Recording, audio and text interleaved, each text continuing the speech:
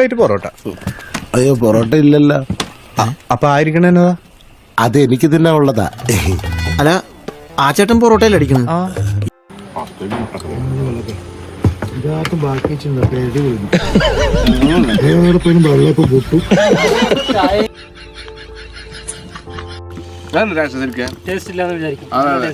സംഭവം ഭയങ്കര ടേസ്റ്റാ.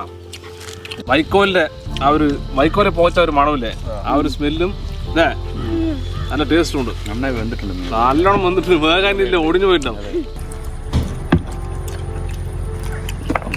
ചിക്കൻ കറി സൂപ്പർ അല്ലേ?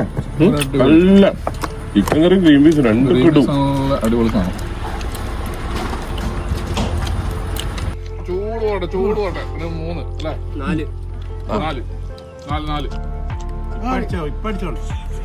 എമ്മാതിരി അട്ടിമോനെ ഇവരെ കുമ്മാക്കുത്ത് കീറിലുള്ള കീറി.